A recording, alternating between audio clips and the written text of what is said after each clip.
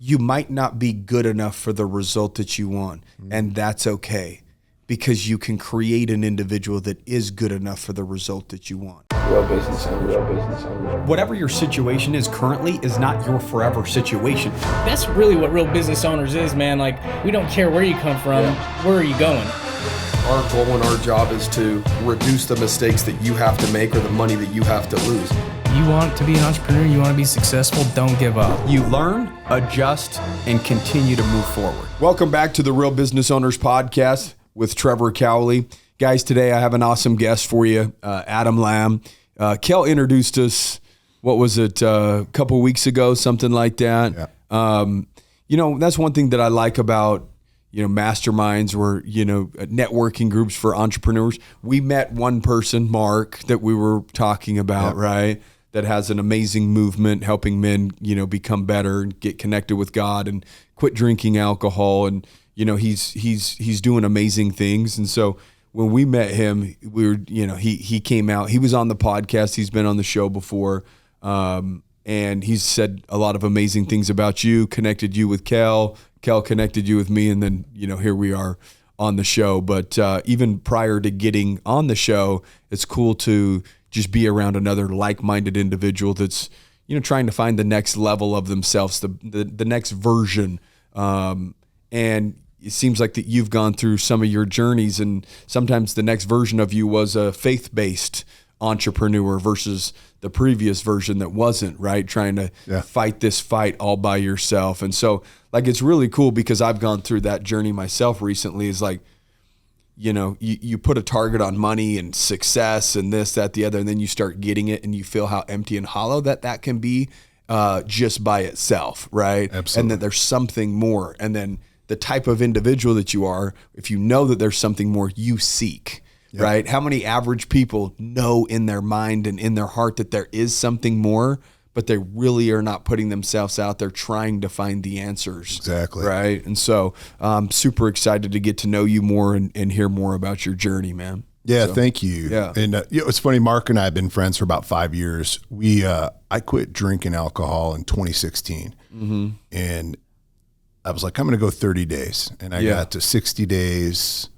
and I got to 90 days. And I was like, man, I'll never drink again. Yeah. And then 30 days after that, I reached out to, I don't know if you know Tucker Max. I don't. And he used to have a company, I think he still owns it, he might have sold it, that helps authors write books. And so I launched a book called Better Than the Binge, Overcoming the Social Obligation of Alcohol. And I wrote it because that was what I found, is that it's like a lot of people that maybe they don't regularly drink, but they'll get around people that feel that social obligation. And then, or anxiety. Oh, for sure. Social nerves, anxiety. And you're just like, dude, I just want to take one or two to kill the nerves, right? Yeah. Well, I worked in nightclubs from 18 to 28. And so my comfort zone in that environment was behind the bar. And so if I was out places, I didn't like the crowd, people being next to me. So I was like, drink, and just realizing though, I had a good friend of mine who's about 10 years older, kind of a mentor of mine, and he quit drinking in his late 30s. And he was like, and I was like, why'd you quit? And he's like, where I wanted to go, I couldn't fit alcohol in. The better version of me didn't do that. Yeah. He's like, there's just, you don't have to worry about a DUI. You don't have to worry about making a stupid mistake or saying the wrong thing at a business meeting. Like you just, or waking up the next day feeling like crap. Yeah, exactly. And so that's where Mark and I started getting aligned. We kind of found each other, right, and became good friends. And then have always kind of just been buddies, run stuff by each other and stuff like that. And that's where, he ended up getting us connected. And and then, super appreciative of that. Yeah, me too. Yeah, me too. It's good to just, and this, being an entrepreneur and building business can be a lonely place, right? Oh, yeah. Sometimes it's hard to talk about the vision, right? And you feel misunderstood to the point where what's the point of talking about it, because nobody understands what you're going through anyways. Yeah. So therefore you isolate, and when you isolate, you just feel alone. And there are other people out there that are like us, but we all business is so hard and so tough that you're just trying to find these little pockets of peace, and you become a recluse.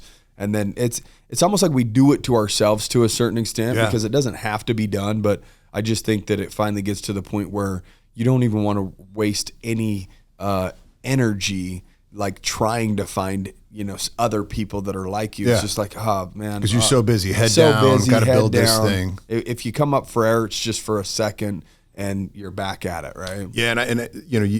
You mentioned the faith side of it too. And that was a part with kind of me going through this faith journey and also realizing like I wanted to talk about God and building successful businesses too. And then and then that circle gets way smaller, right? Because it's not promoted in Christianity very much to like go be successful, go build businesses, go, take over the land, right? Like it says in the Bible. And so that was even harder too, which led me to I started a nonprofit that does, it's a faith-based entrepreneurship, like mentoring program to like help other young people primarily like start businesses. Or for men and women? Men and women. Just men, women, any age. That's wanting to explore their faith or feel like that there's more that exists than, maybe they have given credit to, right? Yeah, I think it's on all of our hearts. Like we're created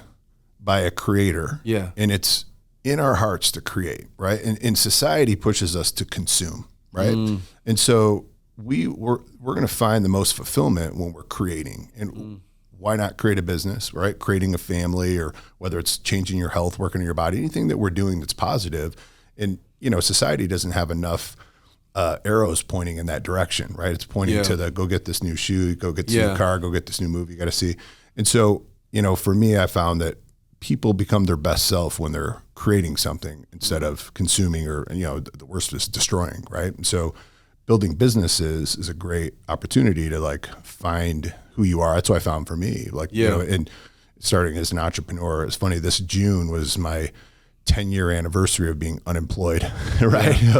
Of like burning the ship. Yeah. See you later, corporate world or whatever. Yeah. Because you worked at I was a portfolio manager at Quicken Loans. Yeah. And it was a cool experience. But great company, you learned a lot of stuff, learned selling over the phone. And I started it was a company called Rock Financial before they did the online thing. So wearing the suit, meeting with clients, and then went online. Did you hate doing that when you were doing it? Or was there a period of time that you loved it, then you hated it? Or was it hate the whole time? Did you love it the whole time? There was just a new opportunity that presented itself? It was a great question. What was your mindset? Yeah. So I barely graduated high school. Didn't have college. So, I was a bartender. And so these guys that were regulars of mine are like, dude, come work for us. Like, come work. Like, they got to know you, loved you, and said, yo, they're like, let's take that next step of progression in your life. And so it was like, for me I didn't really have a plan to like going into like, I'm getting married now. My wife, I was like, man, how did I land this chick in the first place? I was like, she inspired me to become the man who I always wanted to be. Right. And so, and it was great. She's always said, hey, I've saw the potential in you since day one, which is great. And,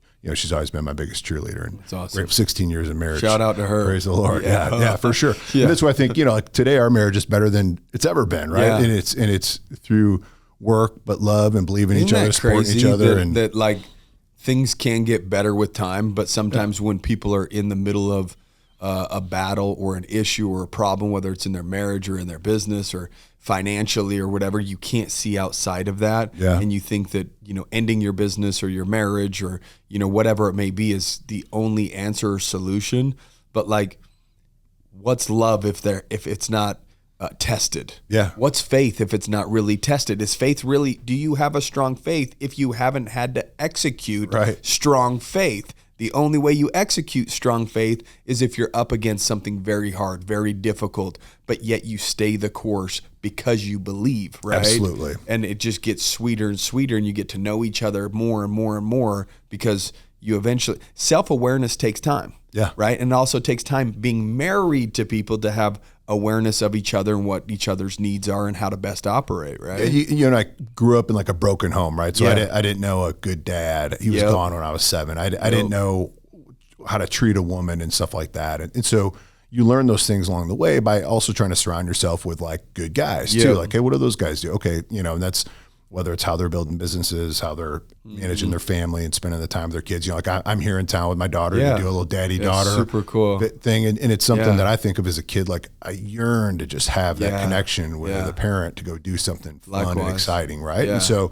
being able to do that today is such a blessing. And then my job is to teach them the value in it and to teach other people the value in it so they can go experience that and find that fulfillment. And so so I started working at Quicken Loans, but what it taught me is really good system, process, like how they were dialed in terms of like, dude. like they had nothing was left undone. Yeah. This happens, this happens, this happens, this, exactly. Yeah. So in learning that, and then, my first company that I built was a telemedicine, healthcare company, which so I had no healthcare background, but I understood a lot of stuff. I had no business background. So how did, like, let's say, okay, cause we went, we have an entire sales team over here in a sales department, all telephone, right? So did you have any experience in like the telephone, or did telemarketing form of actually growing a business? Or did somebody introduce that? How did you come across like this is the medium or the gap that I'm going to fill in the industry, right? Yeah, and that's what I realized is because I did some like nutrition coaching for these like affluent men that call it 40s, early 50s that needed some coaching. So I was into health and fitness, knew my stuff, and realizing that at that age they probably had hormone deficiencies, but it was really hard to find docs that knew it. At that age, you said 40 plus, roughly, something like that. Right. And that's about the age that people need to be aware of their themselves, I guess, and their hormones. Are they tired? Are they lagging? Are they this? About what, 36 to 38, like somewhere mid 30s. Yeah, just start paying attention to it. And even like when you're young now, the knowledge we have is like, check, like, hey, you feel like $1 million, you're an all-star athlete. Let's see what that looks like. So then down the road, because I think of like a 21-year-old LeBron James. He didn't have normal anything, right? He was like when you talk about genetic freak. Well, what do you think that meant, right? So these, so that makes sense. So if he's still at an optimal level in his late 30s, but he was at a super optimal level, so you can measure that. They check him. They're like, no, everything looks good, man. You shouldn't be feeling the way that you feel. Yeah. But he's felt way better because if they would have measured that, in other words, like a report card from quarter 1 to quarter 4, where you can kind of actually measure side by side.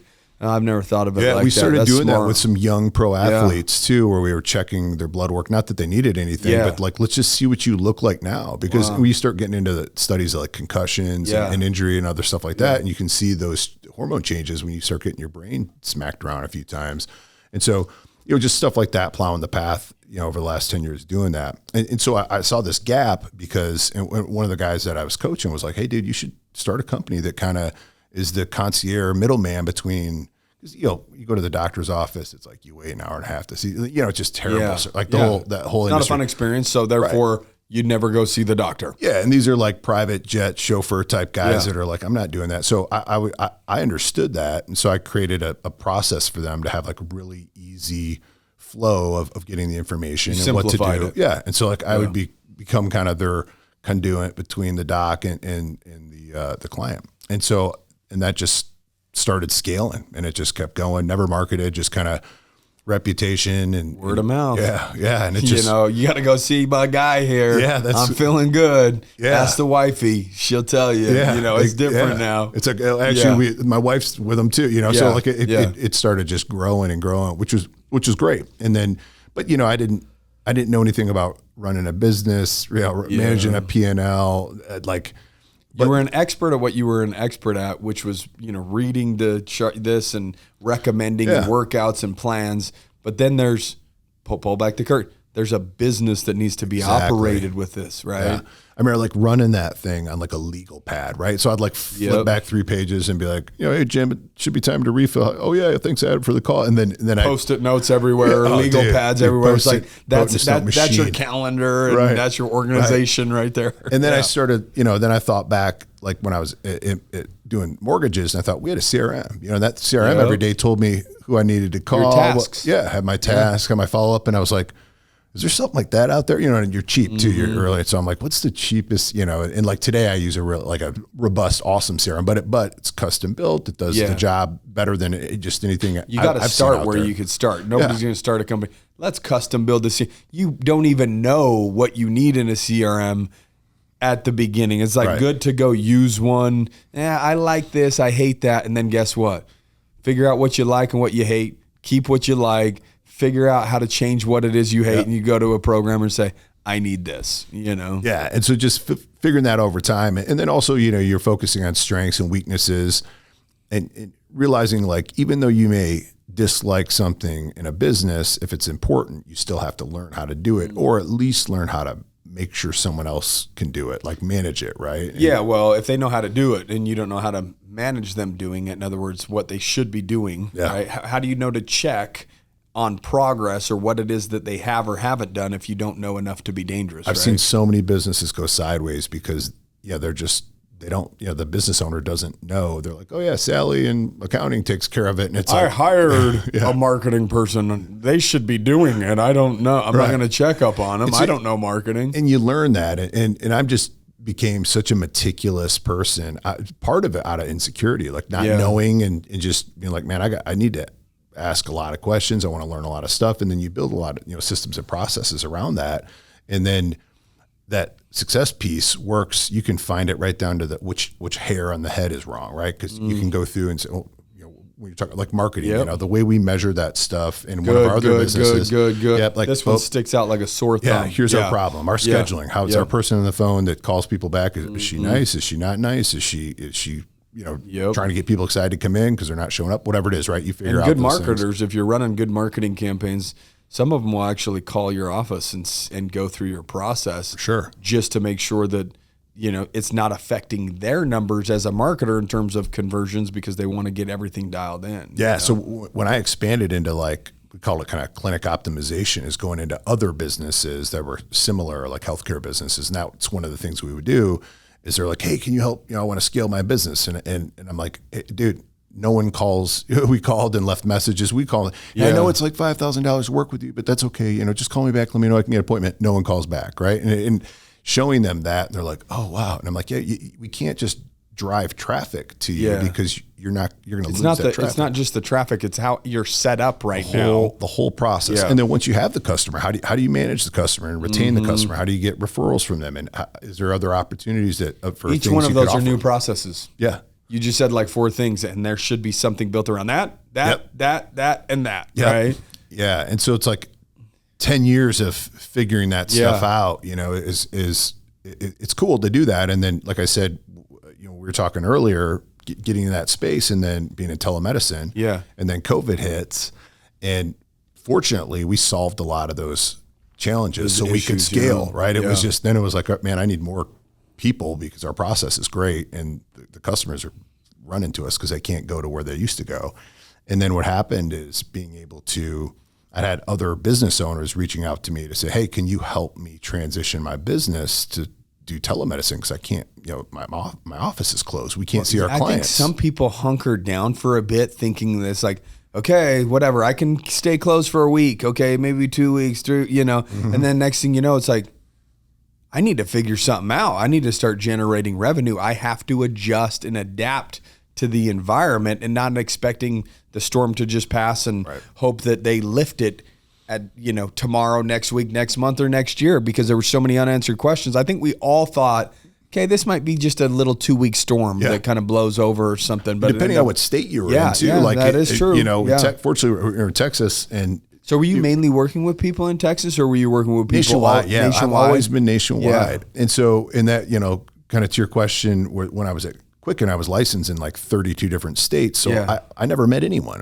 Everything was over the phone. So it was natural for me. I haven't met 99.9% of the people that I work with. Right. And it's always funny when I do get the chance to run into a client, or it's someone I knew that came into the clinic, but it's interesting. And so when all that happened and I had all these people asking me, and so a couple friends, that I knew, I helped out. And then I was like, wait a minute, there's another business here. I can start going in and helping optimize these clinics, because not only was it like I'm helping them transition to telemedicine, but I'm like, dude, their marketing sucks. Their retention sucks. You solved all your own needs, and for a fact that just because somebody's in business doesn't mean that they know everything about business. If you're solving your problems as a business owner in your industry, in your niche, whatever it is, and if you actually solve it, that's a business just by itself. Yeah. Right? You have your business, you have your problem, you solve the problem. Now you package up the solution of the problem that you solved within your own business. And now you can have another business teaching other businesses how to solve the problem that you overcame. Yeah. Right? And so you learn along the way too, because there's always different things in every business that someone might do that's you're like, oh, well, that's valuable. Yeah. But and then it kind of dawned on me too, because I mean, we have over 120 doctors that are patients of our doctors, because they don't teach everybody all this stuff, right? Whether they're orthopedics or cardiovascular, all that stuff, because they're like, hey, I know about hormones. I don't know how to do it or manage it. So, but that's what our team did, right? Yeah. So that I have a massive network of providers, right? So some people where they didn't have that type of division or service, and then did you help people add it at all, or was it mainly the people that already had it optimize it? Yeah, the great question. So it started with the people that were already doing it that wanted to transition it online, and then doing that, we also have a regenerative medicine clinic as well, and so then it's all cash pay, right? So you kind of have the mainstream medicine like Medicare insurance model, right? And you're kind of a slave to that system. Yeah. And so a lot of docs then were like, hey, can you help us roll this out? I can teach you how to do something, but if you're not going to understand the business side of like the follow up and, I was fortunate when I got into the space is having like pretty affluent high end clientele that needed like that 5-star high touch point. And so that's all we know. That's from a culture standpoint, like in our company, like that's the service that you built it's all I knew. Your solutions around was to solve that high level problem for that individual. Exactly. So it's like if you go to like a Lamborghini dealership or like a Mazda dealership, you're going to get a different experience. Oh, guaranteed. But we look at it as like everybody gets treated the same. That's our culture, right? Yeah. And so that was another part too, is going into these businesses to help them do a certain thing, like let's say transition to telemedicine or adding some other services, but going in and explaining like we have to change the culture here too. Like the lady that answers your phone is not nice, right? And or you don't call people back for 72 hours. Like in our company, if you don't return a call in 24 hours, you're fired, right? Like there's just certain culture things. I saw something today that said it was on social media. I don't know who said it, and I was scrolling through and said, you could probably generate 30% more revenue in your business if you just picked up the damn phone. Yeah. Yeah. Like people just don't want to talk on the phone, or, for even our brick and mortar clinic that we do the regenerative medicine at, is a person that answers the phone. It's a cell phone that she takes with her. And I'm like, hey, if we're close, answer the phone.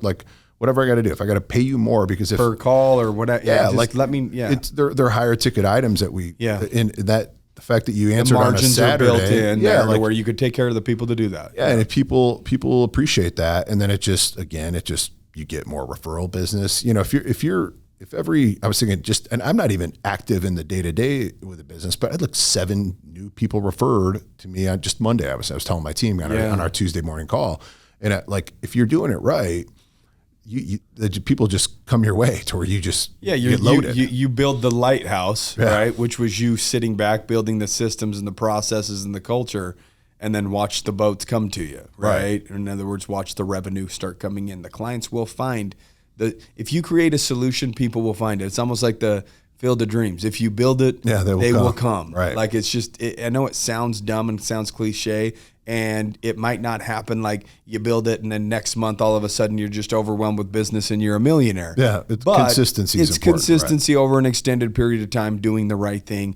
building that machine, that you will see the compound results from doing something. For sure. Everything I believe is compound. Either we're making good decisions or bad decisions. Compound is real. Momentum is real. Yep. The fact is it on your side? Is it going to serve you in 2 years, 3 years, 5 years, 10 years? Or is the momentum that you have in your life or in your business or in your marriage right now going in the other direction where it's probably not going to end up well in 2 years, 3 years, 5 years? Could be with your health, the decisions that you're making. Like it doesn't matter. Everything takes time to show face, the good and the bad. Yeah. That burger or that soda or that, it might not do anything this one time, but if that's the way that you live for 3 years, 5 years, 10 years, you can look at somebody in the street and say, that person doesn't eat healthy. Yeah, it's the same in business. 3 years, 5 years, 10 years, there's a reason why that person's successful. There's a reason why that person's overweight. It's not the 1 meal. It's not the 1 year. It's a compound effect. Yeah, right? Even on that, we always say like, gaining 5 pounds a year is not, you don't notice that much, but in 10 years, you've gained 50 pounds. Yep. And so like that can be a big deal.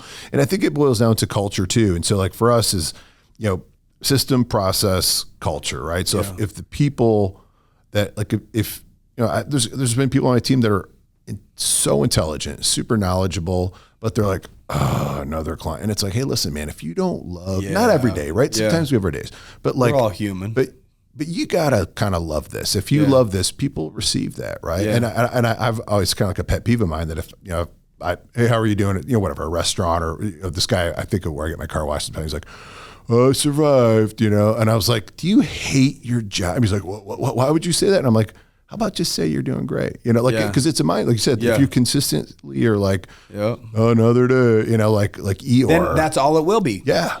Because that's exactly what you're putting out there. It will be just another day.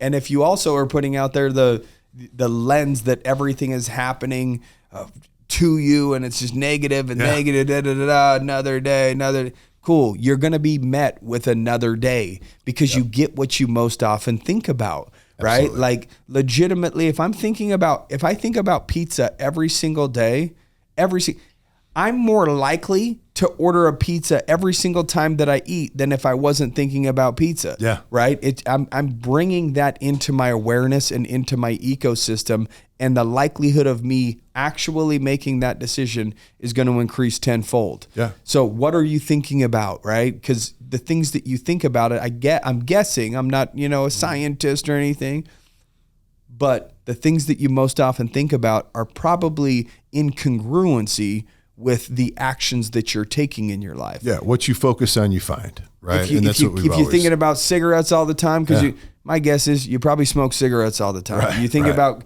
I can't wait to get home to crack a beer. My guess is you probably go home and crack a beer. Yeah, exactly. Right? If I can't wait to get up early in the morning to get that workout, my guess is the action that you take is probably getting up early and going to get that workout, right? And I think, that when it comes to a lot of people, they're working for the weekend type thing, right? So that like Tuesday, like Wednesday might be peak performance. Then Thursday, it's like, what am I doing this weekend? Oh, it's Friday. And like, it's like, and then it all for the weekend. And I think like, I like the weekend because it's like my phone chills out for a little bit, but I can't wait for Monday. Like, and I like to meet new people. I want to talk to new people. I want to set goals. I like to take on challenges. I think that you like living in the process because you understand the gold that the process of the build or the grind or the character that it builds within an individual, like it eventually gets to a point where it's no longer about income. You're just in the game because the game forces you to evolve and it forces you to change, and it becomes more about evolution, and the money also happens to evolve. Eventually you're going to get to the point where money's like, you live good. You're able to travel with your daughter. You live in a beautiful house or this, that. Then what? Right. Like, is there an end to this process of self-improvement? So I think like legacy comes in too. Legacy. Like, what am I going to leave behind? Yeah. I mean, why are people that are billionaires still showing up? It's not just the money aspect. Eventually it changes to something bigger, whether that's the individual that they're becoming, or, legacy for the next generation or whatever it may be. Right.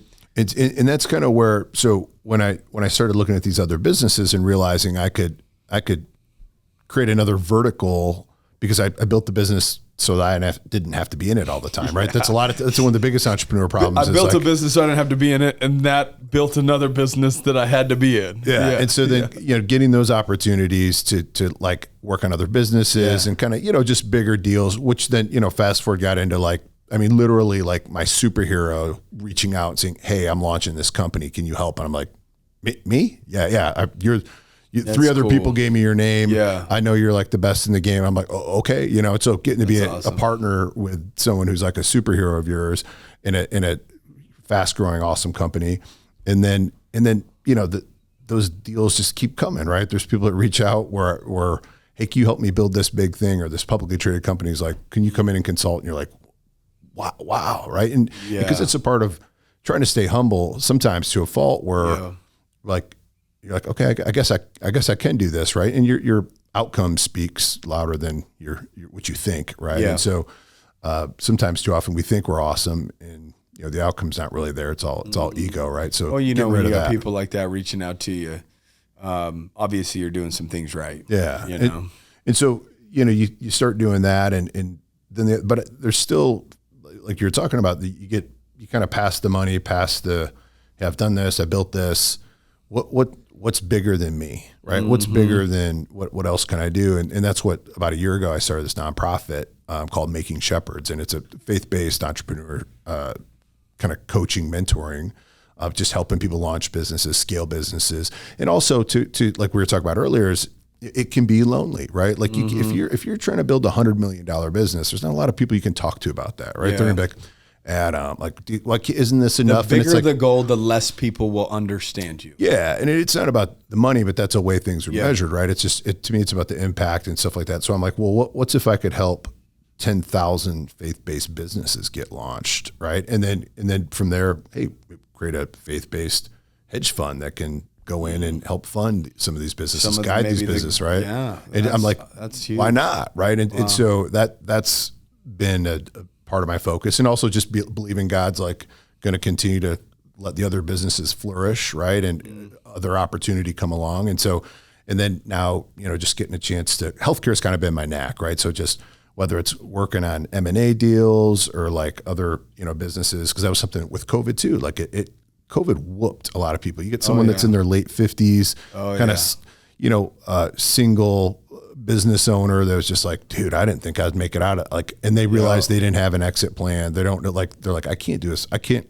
They were showing up to the job that they happened to employ themselves. Exactly. Right. And so I found a lot of those in healthcare too, where it's like, well, maybe I can come in, help you, like, let's button some stuff up, create some systems and processes that can remove you. Buy back your time a little bit. Yeah. And then we can find an exit, right? Because if you built a business 100% around you, once you leave, the business isn't quite as valuable. There it goes. And so, and I had to learn that too, because there's a part in the business when like you're the man, right? And so like I used to love that when I first got everybody wanted to talk thing to. That you have to kind of like to make the progressions. Yeah, you kind of become the man. You think you're the man, then you slowly become the man, and then you have to unbecome the man. Yeah. In order to ascend to actually some of the highest levels, so that your business has the ability to run without you. And in a lot of cases, after you ascend past being the man, it's kind of cool to watch the business not just run without you, but flourish without you, right? Because you put the culture in place, you put the processes. Yeah, like there was a time, when I'm getting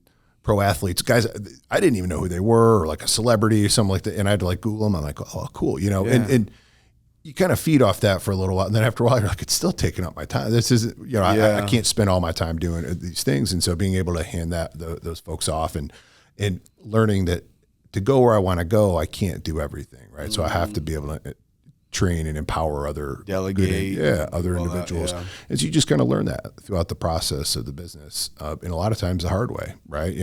I think that's unfortunately sometimes the way we learn is like not seeing something coming, and then all of a sudden you're smacked with a tidal wave, and you got to try to figure it out.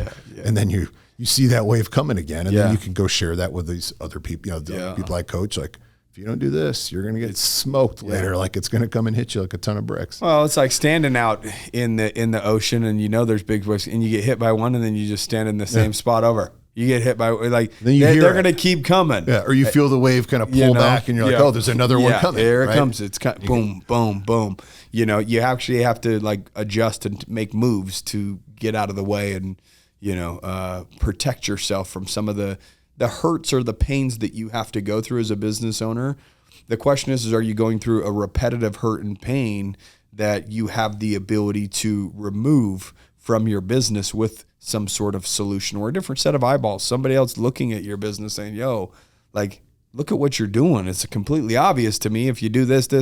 Sometimes we're so close to the problem, we don't even see the solution. Oh, absolutely. Yeah. Whether it's a marriage, your health, your fitness. I mean, someone, hey, I go to the gym, I do this. Yeah. Well, let's work out. Oh, your tempo. You take too much time in between your breaks, or you eat too early. I'm at the gym for an hour every single day, and that guy says he's at the gym for an hour every day. Yeah. Why does he look like that and I look like this? Yeah.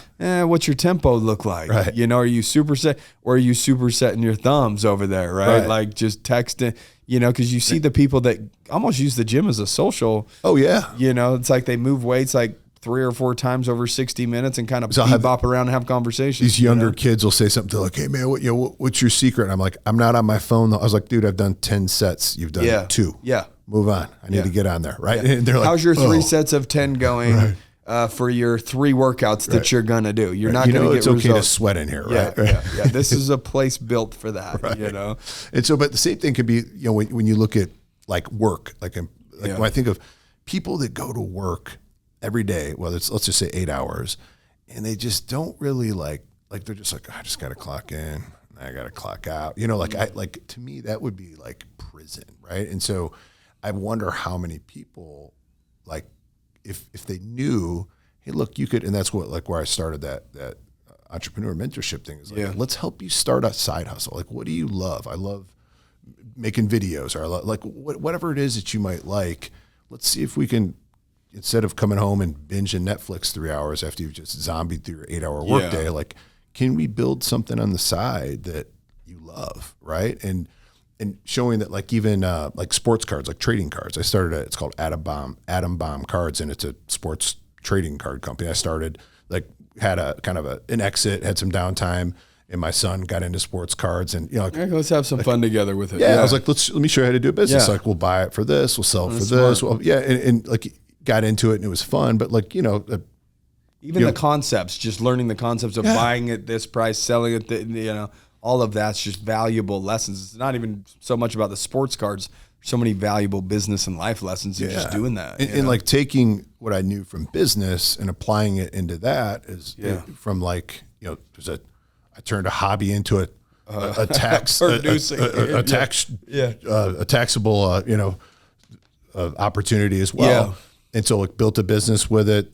Got to do it with my son. Had a lot of fun doing it. Stuff like that, and made like more money than most people do just doing a fun side up. Yeah. And then it like got me. I never follow sports, and so like it got me paying attention to sports. So like friends would start talking about football. And I'm like, made it interesting. Yeah. Like that guy, that Like, I had to card pay goes attention. for the because it had to do. If I didn't know who the players were, it mattered. So like when it made you wanted made to know it matter, the value right? of what you had. Yeah. And that goes back into like the person that's the zombie at work. That's like, hey man, if you just kind of got a little engaged into the depth of like maybe what your business does or what the customer does, as opposed to, I think like, if you work for a package company and your customer ships packages, what do they do? I don't know. They ship, like, learn about their business. You might be able to help them solve more problems. You might have more ways to sell things to them, stuff like that.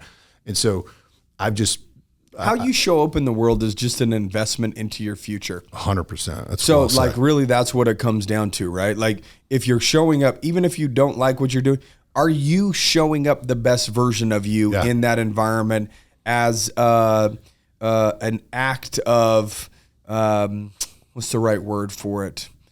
I don't know, an act of an investment into yourself and an investment into your self-worth, right? Like even if you don't like what you do, you know that you give everything that you actually show up to do 100%. And it's very, very difficult to say, well, this environment, I'm going to have a habit of really kind of showing up half-ass, but then in this environment over here, I'm going to go 100%. You'll see these types of personalities, right? Like whether it's somebody that's fit, weird, you happen to go all in on your business or all in on creating a solution to this problem, all in on your health, all in on your family, all in on your like you either have it or you don't. And if you don't have it, you want to curate it, right? Those habits, the way that you show up anywhere in the world matters, because that is a habit that will ultimately have the compound effect that we were talking about earlier, that 2 years, 5 years, 10 years. And if you hate your boss, you hate where you work, of somebody that you worked with over that 5 years or 10 years, you're like, hey, I know a person that works over there that's absolutely amazing. They should work over here. Yeah. And then guess what? You get a random phone call, and instead of making 15 an hour, you're now making 25 an hour because you worked with somebody 3 years ago that absolutely loved your work ethic and who you were and how you showed up. And now they have an opportunity and you become top of mind. It will happen. I don't know when, but if you show up in the right ways, you will be blessed. It's impossible not to. Consistency is key. And I think it's, for me, when I look at in my life, those kind of big rocket moves, right? Yeah. But they're all from people that knew me in a different situation, or a different relationship. Yeah. But I was consistent with that. And that was something that was always important to me, is like, I shouldn't say always, but like as I got look into my 30s and kind of like, what am I going to do with life? Like, what am I doing here? Right. Yeah. And so your midlife crisis kind of like, starts just kind of like, in. you kind of look back and start questioning why you do stuff, read a bunch of books and Yep. like you kind of decide to start changing everything. But, I look at it for me personally too. And I think I want to be in the top 1% in every category: men of faith, finances, husband, awesome. father, like fit, like all Literally those things. the last podcast that we recorded, I was talking about that. Oh, cool. And I said, how many people are going to run 40 miles on their 40? Yeah. That's probably top 1%. I said, our podcast, it's top 1%. Yeah. Our business's revenue in terms of businesses in general, top 1%. It's like reading every single day for X amount of like 600 days in a row. That's probably top 1% because not a lot of people read or whatever. Like doing 2-a-days every single day for 1,000 days straight. And I'm almost at day 600. I'm trying to find these environments that I can put myself in where I can reach the top 1% in that category and start stacking those wins. And then guess what? It carries over into other categories and you figure out how you could do it in over here or over here or over there, right? Yeah, because I'll meet people that are like, maybe they've had a lot of success in business, but their family life is in the tank, or their health's in the tank, or they're like they let their health go and focused so much on their business as a justification that I put so much in. I don't need to exercise. I don't need to move I'm doing it for my family. So I don't need to actually give you guys attention because I'm doing this over here for you. So you don't need my attention. Right. Yeah. And that actually turned into a side vertical too, where I had guys that would reach out to me that, when I started this stuff, when I was like 26, I was a kid, right? Yeah. Way too my age kid. And then like, I'm in my 40s now. And so then there's guys that are like, hey, what do I got to pay you to get me, like, I want to be in shape. I need to get my marriage on fire, like all these kind of things. And then I started like, I guess I coach guys now too, like I wasn't trying, it just kind of came out of there. Just people that just like, hey, here's what I do, and I'll be your accountability partner. And, we kind of work something like that out. And that was something that kind of came about too. But it, to your point, is it came from doing a lot of things consistently, and other people noticed, which just kept opening up more doors. Right. And so that was it. I look at like how I spend my time. Like I struggle to like watch a movie, or like it needs to be like some crazy, like insane, like Narcos, like where I'm just on the edge of my seat. Like because it's very difficult to steal your time. Is what you're saying, because you understand your values, you understand your priorities, you understand where you value your time, whether it's with your family, whether it's with your faith, or whether it's within your business. There's these environments that you've deemed of importance, and you say, I'm making deposits in these areas, and everything else outside of that is pretty much a distraction. And again, there's always exceptions to the rule. Like you said, every so often there's that one, or like he's not a robot, but like, and we're all adults here. We don't have to take everything so literal, right? Like when we say that, but like the reason why we say that is to kind of show the extremity of what you would need to do to execute at a high level if you want these type of results. The problem is most people get lost in the series or this because it's the water cooler talk, and now we have something in common that we get to talk about, and we don't have to feel so alone, and we get to talk about something that means absolutely nothing in the grand scheme of things or whatever. Did you see that coach so-and-so called that play? Like, how does that affect your life or change what's going to happen next week and next week? Like, who cares?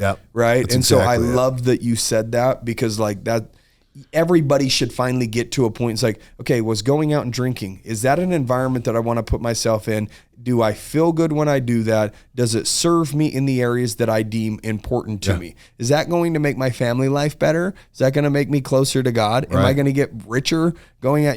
Like, no. So, okay, now I just say no to that environment, because it's just not conducive to the person that I'm trying to become and where I'm trying to go. Yeah, and like simplifying goals in that sense of like, what are you trying to do? Well, here's what I want to, whether I want to be a better husband, I want to be more active with my church, or I want to build my business, have the best sales year, whatever it is.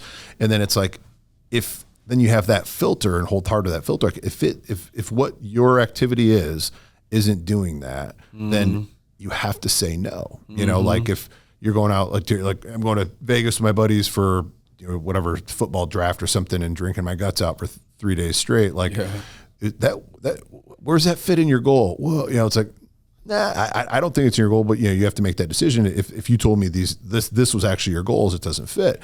And so I think what I've conditioned my brain probably to a fault is like, if my brain isn't like being challenged, like if I'm watching TV, it's a documentary. I want to hear about some like crazy, like some island or some tribe. I want to watch how Michael Jordan became the greatest basketball player ever because I want to watch the greats be great. I want to hear what they said, what they did. Like I want to know how they lived their life. Right.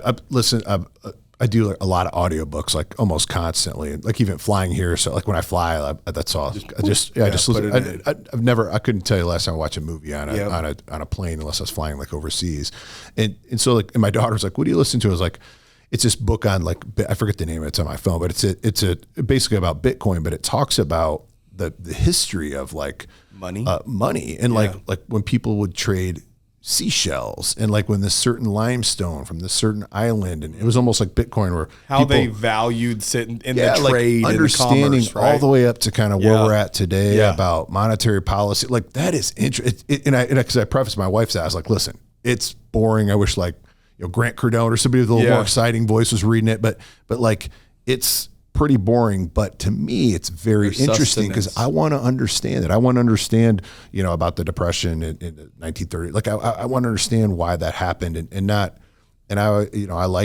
don't, when it comes to medicine, right? So it's like, hey, here's what you're supposed to do. Well, I know that that's not always true because I've learned a lot of other ways to fix health and solve other problems, not the mainstream way. So I like to hear things out. Like my brain just wants to be challenged into that. So like if I'm sitting down and like 90 Day Fiancés on TV, it's like there's 100 mosquitoes on me. I'm just like, get me out of here. Like it's just, my brain's crawling on you. melting. Okay. I'm like, what should I be doing? Reading? Should I be sleeping? Should I be exercising? Yeah, my brain's like, what are we doing? Right? And so I have to like, I just can't. My wife will know. She'll be like, let me turn on something else. But, every now and then you find that one show on Netflix that's like that kind of catches your attention. You're just like, oh, this is kind of nice. I've never been able to find anything to hold my attention on this thing. That's it. There's like too much drama and whatever. So. Which is a blessing, but at the same time, the curse of all of this is the fact that you will have to do this alone for a period of time.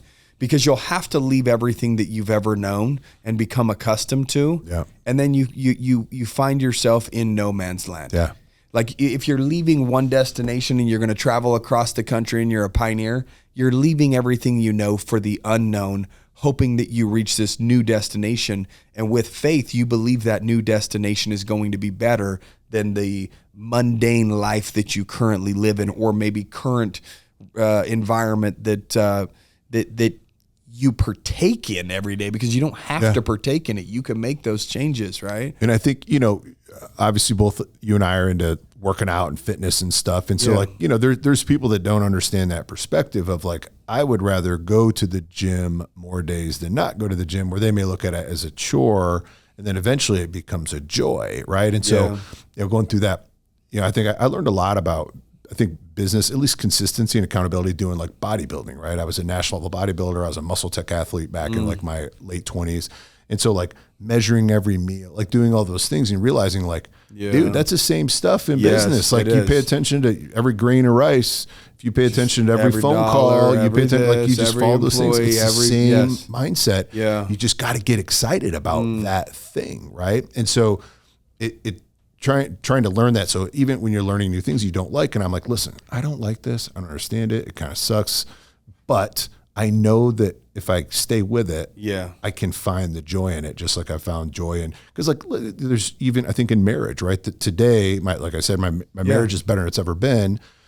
Not because of anything other than like learning to just be happy in certain situations. Or it's like, if my wife leaves her pants on the side of the bed that used to bug me when we first got married. Now I'm just like, I am so happy that she is in my bed and those pants are there because I wouldn't want it any other way. Right. Like exactly. Like the little, the quirky things that might bug you. Now you're like, man, praise God. Like, thank you. I'm so glad, like all those, even my son, like he's 15. So he's like, and it's the same environment. you changed your Yeah, who you were in perspective, your yeah. perspective, right? Yeah.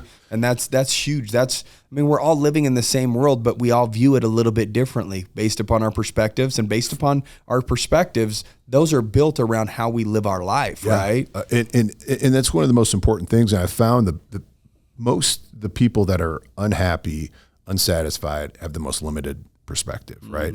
Or it's like they've always believed everything the same way without any question of anything else. And it's like, is that belief served you? Yeah, is it no, working? Then maybe try a different belief, right? And so it's like I have to humble myself to think, man, maybe I was wrong. Because I look back, man, like I think differently about everything. Yep. You know, I mean, I never thought, I grew up like in 20s nightclub, like I was chasing the girls, like, you know, and I was like, marriage, I'll never do that. You know, and then it's like, when my son was first born, was this funny thing because he's 50 now and he's first born. And I was like, oh, dude, he's gonna be a stud. I'm gonna teach him. And now I'm like, I hope he marries his high school sweetheart. Yeah. It changes because I realize like that is actually a better path. Yeah, different wishes for him now than the old version of you, because the old version of you had different priorities or values than the new version of you. And even at the same time with him, so he's like 15, right? And he's hitting that like, that young man trying to stuff. be a little swagger, figuring himself out. Yeah, and there's just stuff that he does. It's like 50% annoying, but the other 50%, I'm like, oh my gosh, he's a normal. Like he's like I call it like a '90s kid. He's like a regular. He's just funny, like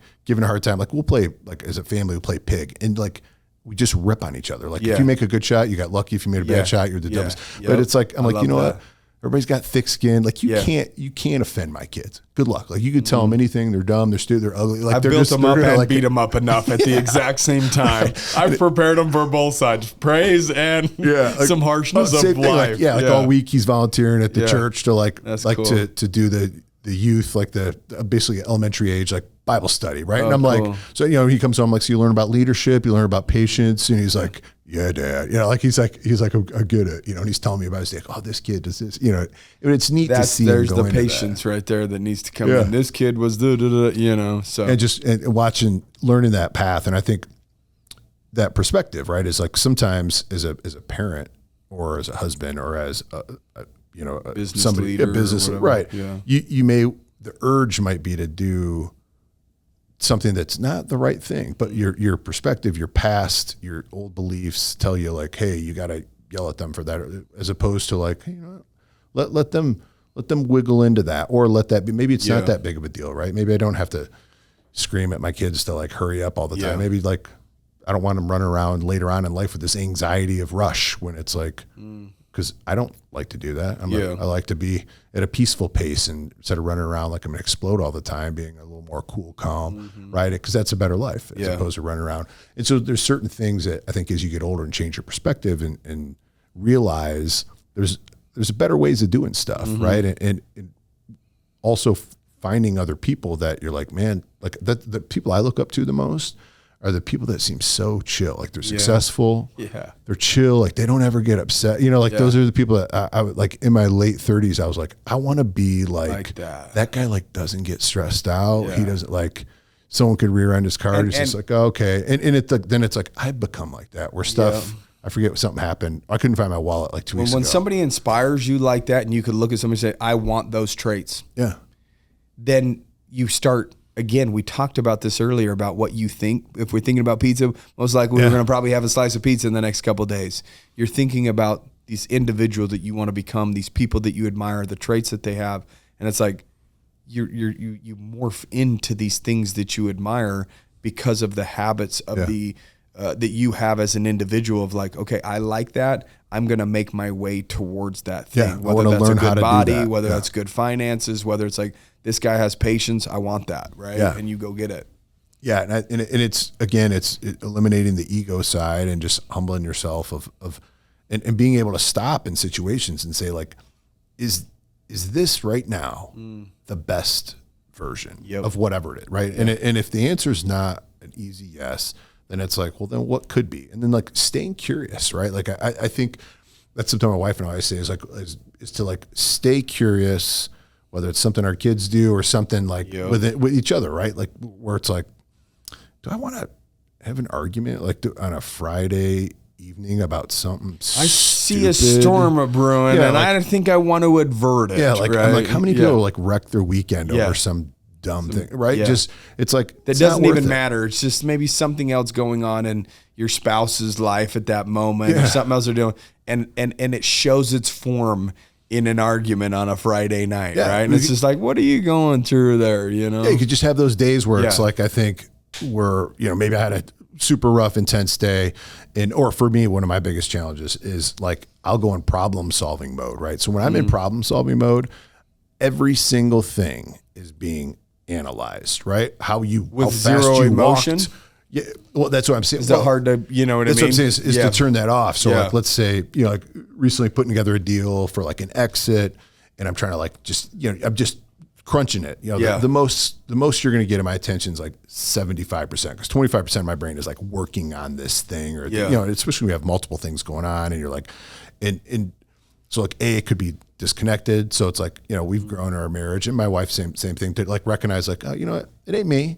Like, cause if it's like, she's being quiet, is it me? So and then as opposed to not taking it personal, just be like, no, what's going on? We both might just have things. And to be like, that's a good time to just either leave each other alone or love each other, and learning that same with in business. Like if you have somebody who's kind of doing a couple goofy things, and just instead of ridicule them, say, hey, everything okay? It's like, actually my daughter's sick, and like, I'm kind of stressed out. Like, hey, take a couple days out, right? Because then it pivots, and then all of a sudden that person knows that you're like, oh, you see me. And like, wow, most people don't see me or take that time. What do kids do when they need attention? They they go crazy. Kids will do that regardless, right?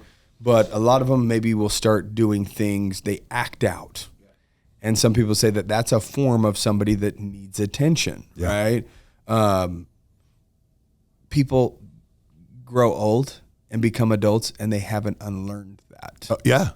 So there, some employees are acting out in a certain manner, right? Because they need attention. They don't even know what it is that they're doing, because it's all happening subconsciously, because they've never put time, effort, or energy to improve themselves. So they're taking this version of themselves through their entire life. And that's just what happens. Like when people get hangry, and I was like starting to think about it, I'm like, why does that happen? Right. And I started thinking about it. I was like, how do babies communicate that they need food? They cry, right? They cry and they whine, right? And they get angry, right? And so I'm like, we just haven't unlearned that yet. It's like we just kind of start bitching about things that don't even matter just because we're hungry, right? Yeah, and I think about that where it's like at this point, when you see like two grown adults arguing over something dumb, whether it's like politics or whatever it is, and all of a sudden you're like, oh my gosh, they haven't realized, because I've been there too, right? They haven't realized that like releasing that child thing, right? Or you have, I call it like the 40-year-old child syndrome, where they're like, that's not fair. And you're like, what? Like, only people ever say fair is like my 10-year-old. Like, who says fair is an adult? When Johnny got 2 jelly beans and Sally got 1, yelling, that's not fair, And then you realize, when you've kind of changed your perspective and opened that stuff up enough to understand the behaviors, you start realizing, to your point, is like they haven't unlearned that childish behavior. And part of it is they've never taken the time to like go through that self-actualization path, or that path of like, is this right? Does this serve me? Is this the right thing? Because especially if you pay attention to the news or all these other, like, what's your influence, right? What are you learning from? Bravo TV. Like, you're going to be a screaming, unemotionally intelligent person. Yes. Or are you reading books and watching other people? If that's the information that you're putting, you become the information that you digest. So if you're watching drama TV all the time and it's constantly bickering, fighting, and arguing, my guess is that you have problems with bickering, fighting, and arguing, because that's all you're absorbing, right? Yeah. And so that's the input. What's the output going to be? There's a girl that she was like a waitress of ours who we go to this restaurant regularly, and it really liked her, like just outgoing, like great personality. And I needed to fill a spot at like an admin position. And I thought about her. And I was like, let's grab lunch and just chat. We'll talk about the position. Yeah. And the whole time she's like complaining about her dad or mom or boyfriend. Like, and I was like, oh my gosh, she's going to be complaining about me. Wow. No, because like, and you get to see that sometimes about people, and you learn you to identify it first. Like some people just, that's all they know. And maybe it's like, maybe she grew up in a house where like, that's all she saw her mom do. Right. And And that stuff just carries over. That's how they justify their pain or existence or suffering without having to actually take action and do something about it. Yeah. Let's just point the finger at mom, dad, this, boss, whatever it is, right? Like, you're the center point of all of those equations. Right. So maybe you have more to do with what's going on in your life rather than some perverse fate that's, trying to, predestine this terrible life for you. And did it like, it's to me, it's so crazy because I've made many, many bad choices in my life. Yeah. And grew out of those choices, and I shouldn't be where I am. Amen. But at the end of the day, I'm a human being. You're a human being, and we all have way more power than we even give ourselves credit for. We just have to be willing to, I guess, have enough self-love to say, I don't want to feel like this anymore. I want something new and something different. I know that there's more to life than what I'm currently experiencing.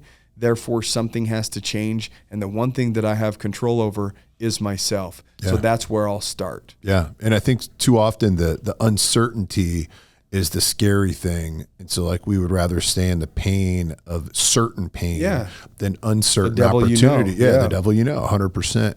And I mentioned that too, because like as you grow in business, like when you go from the solopreneur to like hiring a couple people, then you start getting like 20 people and like there's still a part where I don't train, but I still want to spend like 30 minutes with somebody before I bring them into my organization just to see because that stuff will show up now because I'm paying attention. They might roll. I don't even look at a resume. They're like, here's my resume. I'm like, don't care. Me too. I want to talk to you and I want to see just how you roll. I want to get your vibes. I'm going to ask you some questions. What are your goals? What are your this? What are you that? And see if you just start diarrhea. Yeah, because someone else can, like whether it's, in the medical side, like I got medical people that teach you the medical stuff or manage the I'm not qualified to know how well you're. I'm hiring a person. Yeah. I want to know what type of person I'm hiring. Exactly. It's great that you know how to do X, but what type of human are you? And so that's where I think in that process from, building a business is like you learn along the way to like start building a business and you're like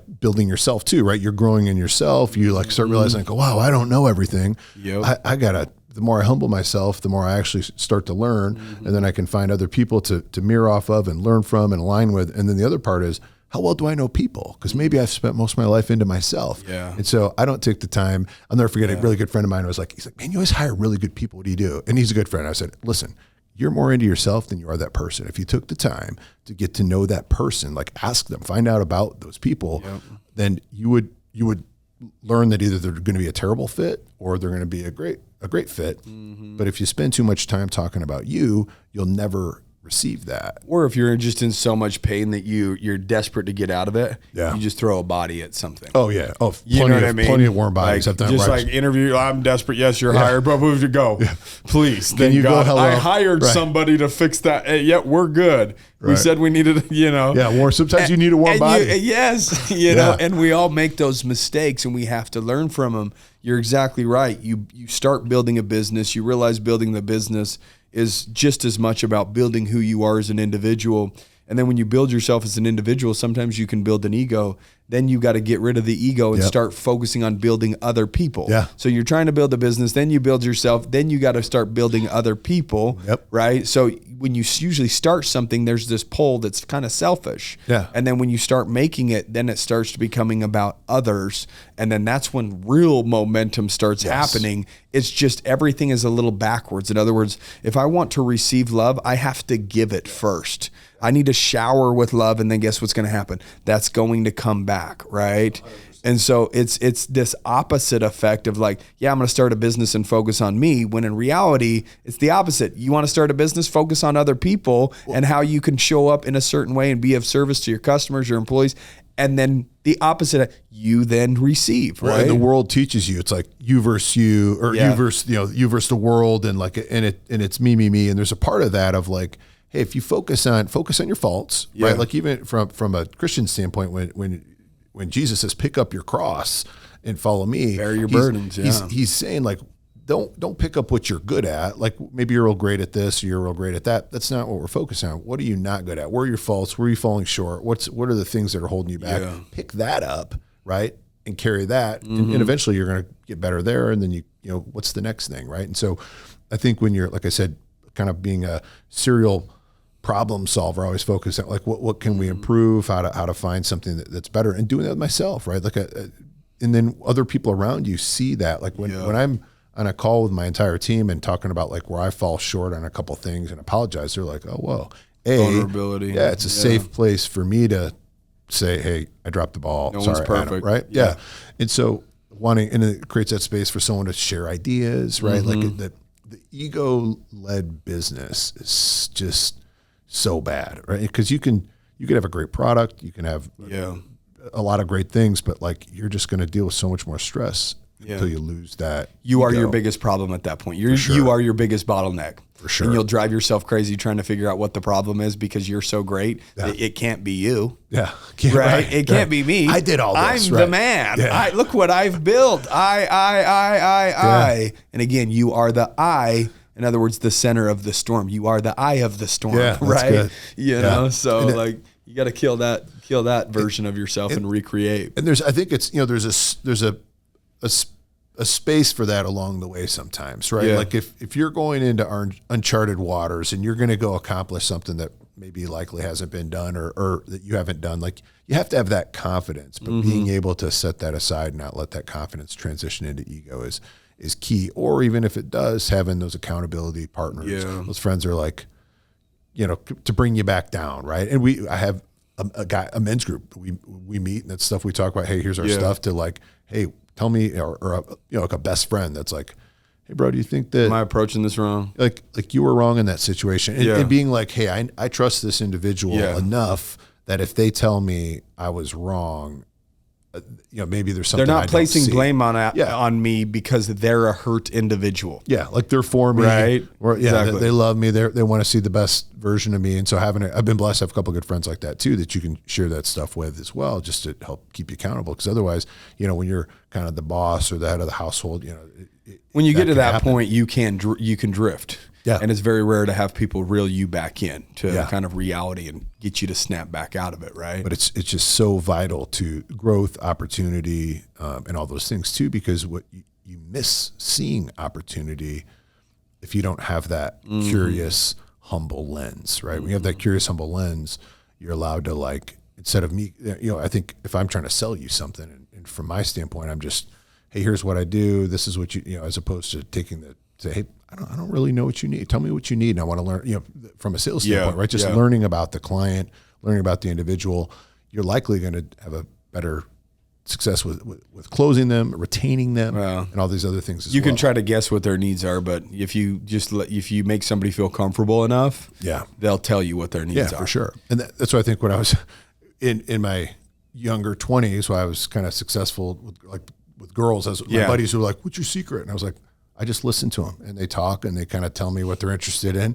And then I know exactly what to say for them to be like, oh, I want to date you. Right. And so the sales is kind of the same thing as opposed to being like, I like romantic novels. You're like, next. I like romantic novels. Yeah, I like those too. I do by default. You do? I like you. So I guess by default I do too. I like puppy dogs. Right. But in the same part, when it comes to like sales or building a business or leadership, right? Because different people too. There's some people that are money motivated, right? They're like, dude, I'll run at the fire and you can shoot at me if I can make this amount of money. There's other people that are like, hey, I like to be a good peaceful environment. I like to have flexible time off, and like and putting those different people in the right position too. Correct, because some people value lifestyle and some people value like lifestyle as in taking time off and going camping and hiking. Maybe not extravagant trips, but they like their me time, right? They're not motivated by make 6 figures a year in our organization. They want to be balanced, and or whatever it is. Which there's nothing wrong with that. Yeah, it's your life. Only thing that's wrong with that is if you haven't identified really who you are and what you're trying to accomplish, then it can become miserable. But if you know that, hey, I'm not money motivated, I'm more about these type of experiences and I can curate it for cheap, going to the hills and camping and hiking and fishing, then cool. Then build a life that allows that to happen, right? And be transparent with your employer, or, hey, this is what I'm trying to do with my life. And if it fits with inside of this role, then I would love to, fill it, and then show up in a way that we talked about earlier that is of high performance, right? I think, because for me personally, I don't like a 1 week vacation. And I can't even get I take them, but I kicking and screaming, man. Like, you want to see me miserable, put me on a beach for 2 weeks. Right. But because I like to work, I like to transact. I like to be like crunching something. Right. Yeah. And so it took me a long time to realize not everybody's that way. And then creating an environment of like being able to identify those kind of people. I call them killers. There's killers and chillers, right? There's nothing wrong with being either one. But if you're a chiller, I can't put you in a killer position because I'm going to be. Or if you're a chiller, don't want to have the results of a killer. Exactly. Like you can't bitch about your lack of results if that's the type of person you are. Then you signed own up. that and be okay with maybe lacking finances a little bit, but building the things that you said were important to you, those experiences into your life. And that's where, with the kind of mentoring other entrepreneurs is the two things we focus on is, because I think they're important, is one is what do you love? Like, find something you absolutely love. And like for me, initially it was health and wellness but it really was helping people and it really was solving problems. Right. Like for me, I liked the fact that these people who were like cool, more successful than me, there was something that I had of like value, information and process service that they found super valuable. And I thought that was flattering. So like I kind of fed off that. And then it transitioned into like, I really just like solving problems. Like I can't wait for a problem, like dumb stuff, nailing the tire. I'm like, cool, let me see how fast I can figure this out. Right. And so that was the medium to do what it was that you really like to do. You just thought that maybe this is what you like to do. And then you found out why you really liked to do that. Exactly. And so a little deeper, helping people find like, what do they love? Right. And what's in a blue moon? I get someone that's like, I don't really love anything, like reading books. And I'm like, well, I mean, you could like start a blog, like start a damn book club. I don't know. Right. You know what I mean? But and then the second thing is, how much money do you want to make? Right. And because the scale of your effort is going to matter, right? If you're like, hey, I like cars, I want to make $1 million a year. Like there's a way to do that, but you're just going to have to, and I can help you map out a path to do that too, right? Just kind of being able to think outside of the path that they've already been in. But understand that committing to that path, so it's not fantasy, right? Like reverse engineering. Hey, if you want to do X, Y, Z, and having a path, and it's on our meeting this week we did, I kind of showed that reverse engineer. If you want to make $5,000 a day, and kind of showing how you do that. The breakdown. You broke it down, simplified it. You keep yourself accountable every day for that $5,000, whether it was a win or a loss. That's it. There's no gray, like, well, but I felt good. No, dude, it's black and white. You either hit it, you didn't. If it was 10,000 for the day, great. It's still 5,000 tomorrow. You don't get a gap day now because you had a really good day. And because that's like being calorie deficient for 2 or 3 days and saying, okay, now I can eat 8,000 calories today. Right? It doesn't work. It doesn't that way. Then go back and make it equal. Yeah, it doesn't. Right? No, you're right. And so I think because too often we're either in a position we don't love, and that's why we don't perform, or we're in a position we love, expecting a greater outcome than we're getting, and we don't get it, so we quit. Right. And so if you can line up your passion with also the financial outcome, and figure out a pathway. I got friends that are like professional YouTube guys that like, they play video games. I mean, these guys make 15 million, 20 million a year. And it's like, you can do anything, right? If you imagine like as a kid being like, Mom, I want to make $1 million a year. People are going to watch me play video games. I would have never. I didn't even like watching my homies play video games when I was a kid. I'd just watch them play like Zelda 1 or 2 times. I'm like, yo, let's go ride bikes. Yeah, 100%. I wasn't into video games either. And so like, I remember watching, my son would watch this like kid play Minecraft. And I'm like, I would have never in a million years thought anyone would want to watch another person play video games. But the guy who's watching, he lives near us in Texas. But I saw he like did something. He's like goes in his garage. He saw a Lambo. I'm like, ooh, he got my attention. I was like, the Minecraft guy's got a Lambo. Wait a minute, right? And he's like 20. And so I'm like looking into it, and he's like, we're actually in this like, same car club, and really awesome, super cool guy, really like good young kid, puts out good content. Yeah. And but it made me realize like the amount of money some of these guys make just doing whatever. There's people doing makeup tutorials that are making a couple $1 million a year. So like, if you're creative enough, I recently had a buddy of mine he builds chicken coops on the side, right? And he sells them for like $2,000. I can use them up at my property. Yeah. I need a new chicken coop. I was like, dude, the content you could make, just talk about the value of having your chicken and stuff. Like, it just could be funny stuff. And I was like, I'm in to help you do that and it's like 50% margin. So I'm like, if you can, and it's not, you don't need the smartest, intelligent, engineer to build help. a chicken coop. Yeah. So like you create the process. Yep. Hey, we need 10 of these boards cut, 10 of these, like there's a way to scale that thing up to $1 million a year business. 2 of them for that one, to cut 20 of them and now start. And now you're going to save some money on lumber and stuff like that, and like doing zero mark. And so I see a business like that, and I'm like, dude, I can help you turn that little like $2-3 grand a month thing to like a $1 million, serious business. And if it's fun doing it, and then he leads a bunch of like young adults at church. They're always like looking for a job while they go to college. I'm like, bro, you got workers, you got 100 guys to help you. Pay per chicken coop that they put together. And you would know your margins. It's flat. Who cares if it takes them 2 hours or 20 hours? If they're getting paid X per coop, you know what your margin is. And so it's, and so for him, he was, because he doesn't see what I see, but he hasn't had that experience. Like, when you kind of become more of a seasoned entrepreneur, you can take someone else's passion and idea and like map that thing out for them. Well, not only that, as well, is maybe they just don't have as big of a vision as you have, right? They haven't seen that far down the road, right? Because it's just they're so new on the journey that they're just trying to get rid of the first couple chicken coops or the first 100 or whatever. They're not thinking about cutting 100 pieces the exact same size, getting these kids in there at X amount, which helps the kids. It helps you. It helps, wins, there's always win-win situations. And just that being able happen. to see that vision quick, right? Yeah. And then articulate it. Collapsing time by surrounding yourself with people that think bigger, right? 100%. Yeah. That, and just people that have had that success. Like I surround myself with guys that have had uber success, multiple exits. They've built great, huge $100-something million businesses. Cause like, how'd you get there? Right. Like I want to know those things too. And I don't want to figure it out the hard way. I want to learn, like, give me what's through networking. Like, one show conversation. Me the way to do it. Yeah. An hour later, dude, you just learned 5 years worth of errors to avoid. Whether it's how to hire people real well or build that funnel or whatever. Or it might even be. a connection. Yeah.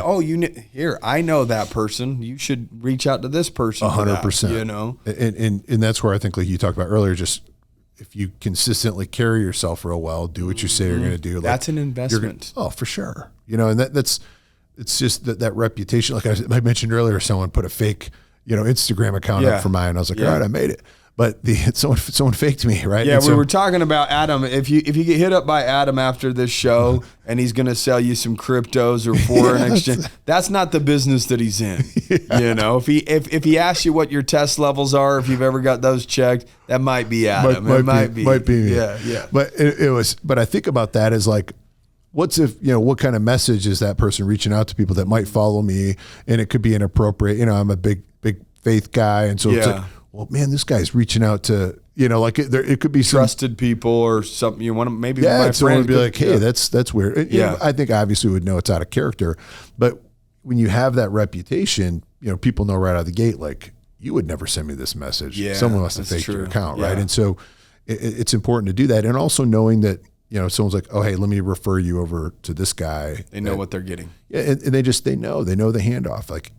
Knowing when someone makes an introduction that knows you're going with massive confidence that you were just going to. That's almost them making a deposit in their own relationship and getting equity even more so in the relationship by referring somebody that they know that they're going to get X experience by working with you, and that experience is going to be positive. It's going to be good. Therefore, the value of that friendship or relationship grows. Yeah, and for me, like my relationships and my network is gold, right? And so there's people too that are like, hey, can you get me an introduction? I'm like, no, I gotta. There's some things. I'm not putting my damn name that I earned on the line. No for way, your ass. Because there's a damage in that. We all know that. Is I can't let every wild chicken go into the coop, right? And so that's important too.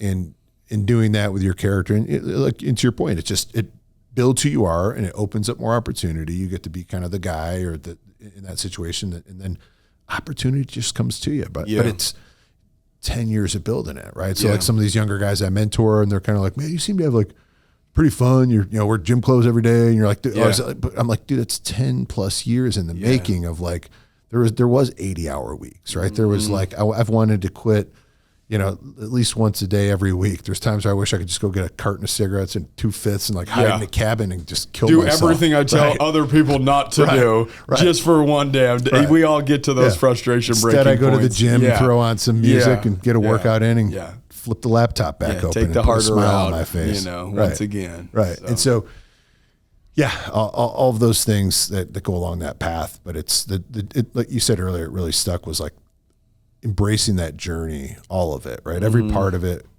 even when things don't go my way or things go wrong, I'm kind of like, all right, cool. We're doing I'm breaking through somewhere because the journey, it's all part of it, right? I mean, what I would challenge anybody that's listening to this is if you're really going through something difficult, ask yourself, what part of you do you need to get rid of to move past what you're currently dealing with? Because we're always having to kind of kill the old version of ourselves and 100%. recreate. And if you're not doing that, that means you're not reaching for new levels, because each level will require a new version of you. And if you've stayed the same and you've smoked a pack of cigarettes every day for 20 years, shame on you. Guess what? You might have started when you were 18 because you were a kid. You didn't know different. There was peer pressure, You're now an adult. Yeah. Now it's time to take ownership of your life, ownership over your habits, ownership over your mind and over your thoughts. Guess what? It doesn't take any effort to think negatively, right? It doesn't take effort for weeds to grow in the garden, right?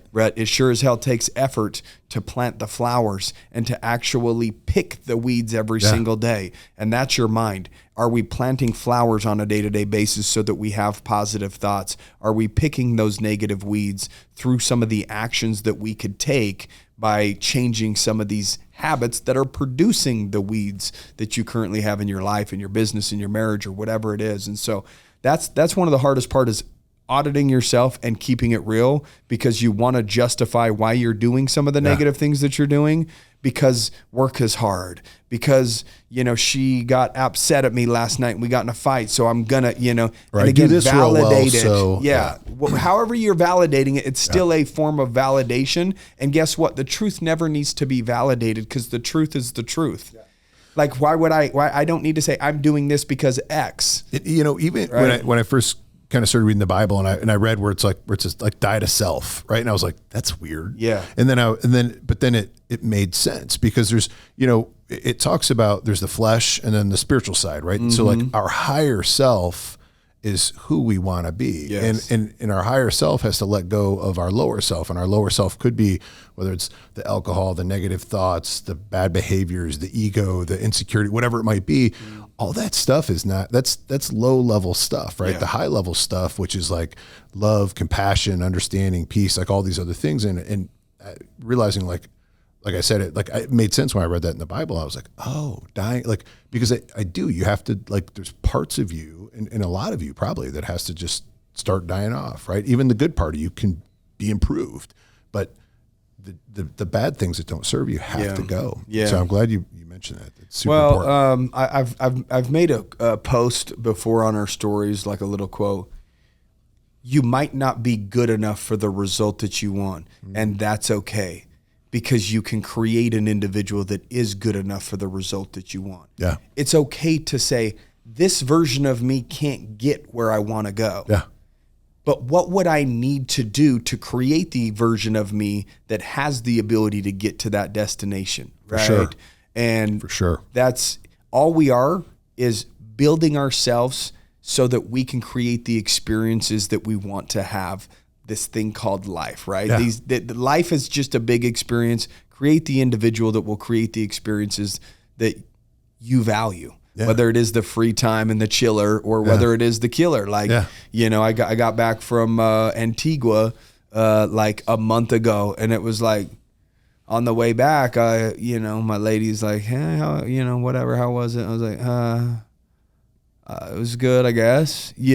Like, how many times can you sit by the pool and eat, and then go eat, and then go back to the pool, and then go, and I'm like, it just, I started feeling very lethargic, and I'm trying to listen to like, hey, if I move my body and I'm done with the gym, even though I didn't want to go, how do I feel? Oh, I feel good. So I'm going to do that more. Yeah. And if I'm listening to how I'm feeling, eating, laying around, and I feel less than, or I'm vibrating at a lower frequency and feeling lethargic, that doesn't serve me, because when I'm feeling lethargic, I don't show up in the way that I know that I can in the world, whether that's in my relationships or the way that I think about myself or whatever. Just it may how be, you want right? to feel. Like most of the time when we're like in a funk, it's self-induced. And so like really getting to know who you are and being like intolerant of allowing yourself to go outside of that stuff. Even like this trip, my daughter, we flew in today, we'll fly out Sunday. Yeah. She had cheer. She's a competitive cheerleader.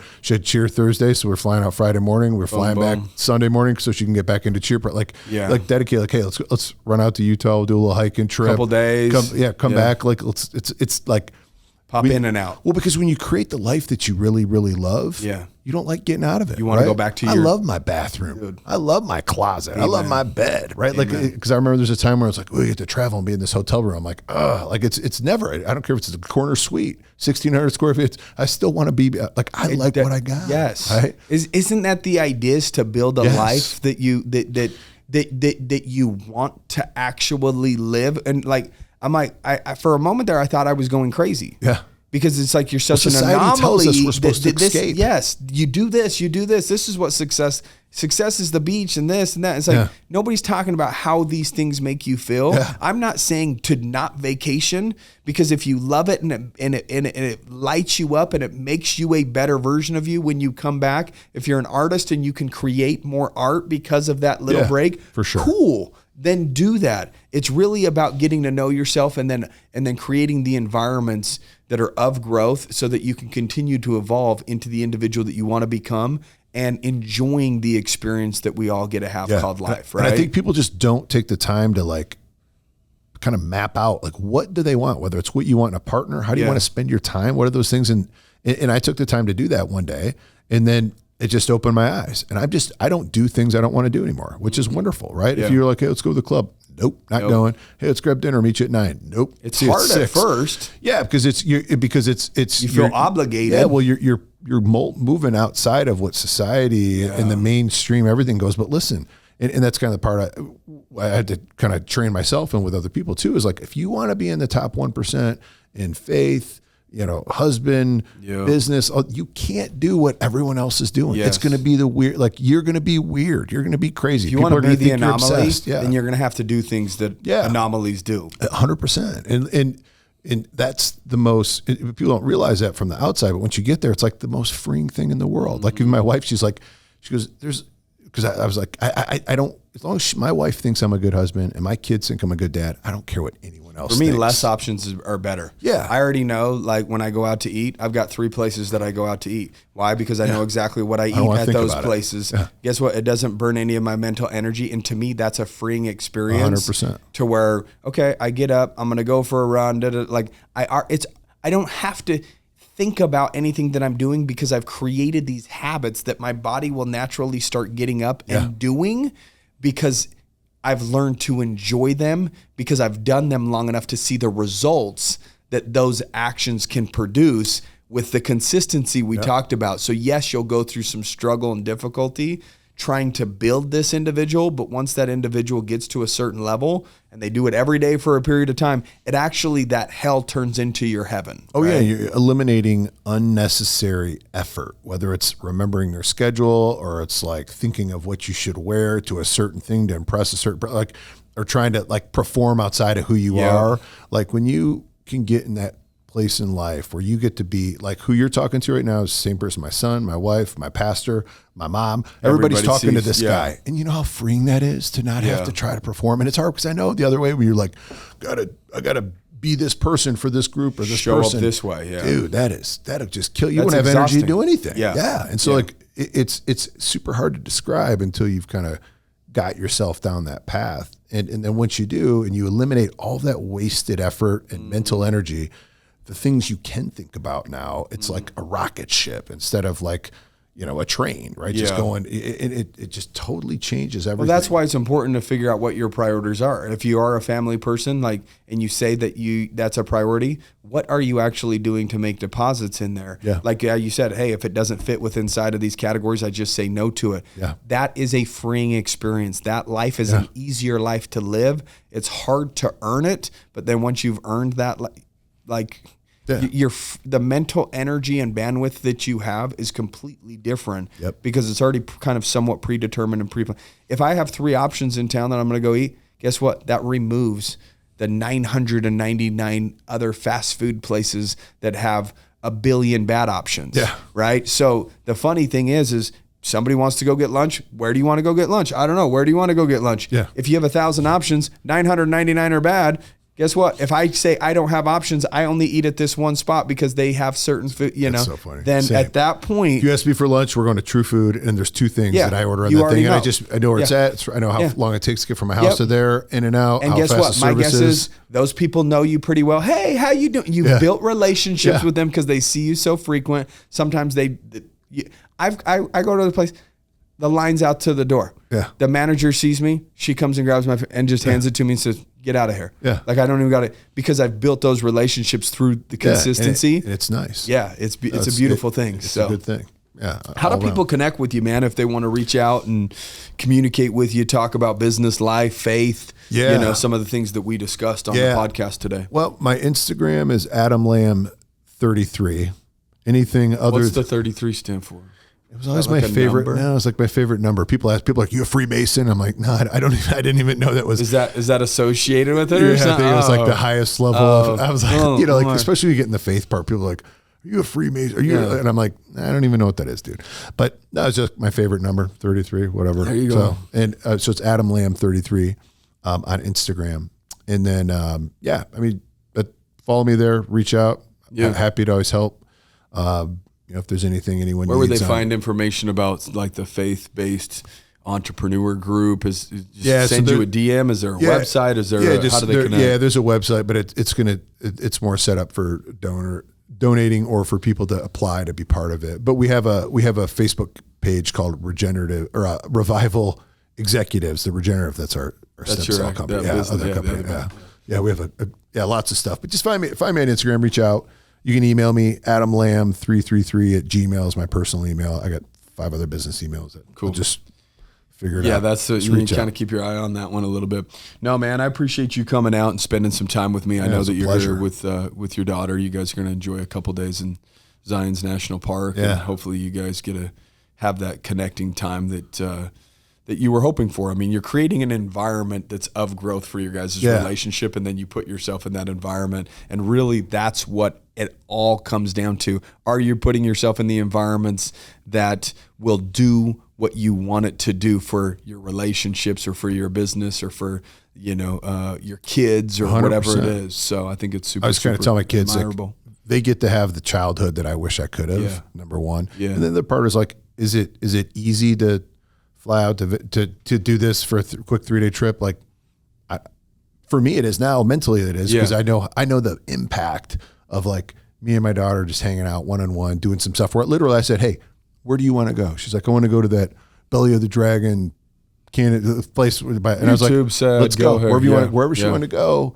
I was like, "Anywhere in the U.S. you want to go, let's go." Right. And so like that also says like, "Hey, when Dad says X, he's going to deliver." Yeah. Right. And then it builds that bond too. And then, we're going to go hiking, hanging out, probably, whatever. We'll have some challenges. We'll figure it out, and it'll be a good bonding experience. So I'm super, super blessed to be able to do it. That's super cool. Thanks for letting me come out and hang out. It was awesome. It was an amazing episode. I enjoyed it. And I think that we live by a lot of the same principles. Yeah, for sure. No doubt. Hey, guys, we hope you enjoyed today's episode. Make sure that you're rating, reviewing, sharing the show with people that you love and that you care about. Other than that, guys, keep kicking ass. Take care. We'll see you next week.